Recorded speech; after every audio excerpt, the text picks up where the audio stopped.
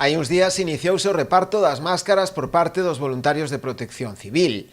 A entrega comezou polo casco urbano, dando prioridade ás zonas de edificios de vivendas, onde existen zonas comuns e onde o risco de contaxio é maior, e completarase posteriormente polas zonas rurais do concello. E onde máis risco existe, porque hai espazos comuns onde xente se entrecruza, etc. Non hai vivenda unifamiliar, o risco é menor, pero, bueno, había que utilizar algún criterio, utilizamos ese. Mensaxe á ciudadanía: paciencia hasta que lle chegue. Si son coñecedores de que na súa zona se repartiu, entonces sí que deben de chamar a Protección Civil, pois porque por algún motivo non a repartiron.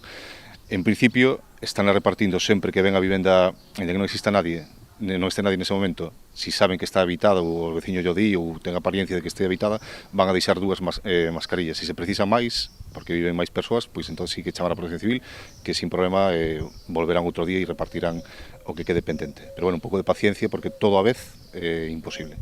Dende o Executivo quixeron agradecer as distintas entidades que levaron a cabo a doazón deste material. En primeiro lugar, queremos darlle as que primeiro empezaron, que foi o grupo de voluntarias da Pobra, que son 30 persoas que están nas súas vivendas elaborando.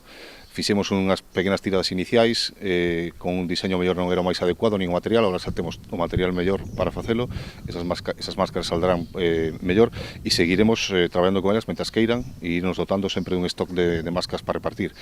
Despois as SOGAPs, que o fan de maneira voluntaria e simplemente tivemos que pagar o custe do material, e conseguimos aí 6.000 máscaras protectoras, e por suposto pois tamén a Gealfer, que nos donou 5.000, e algunha tenda da Pobra como Pizpireta, que nos donou material para elaborar as caseiras para este grupo de voluntarias. A entrega será unha por persoa, xa que o Concello dispón de máscaras máis que suficientes para toda a poboación.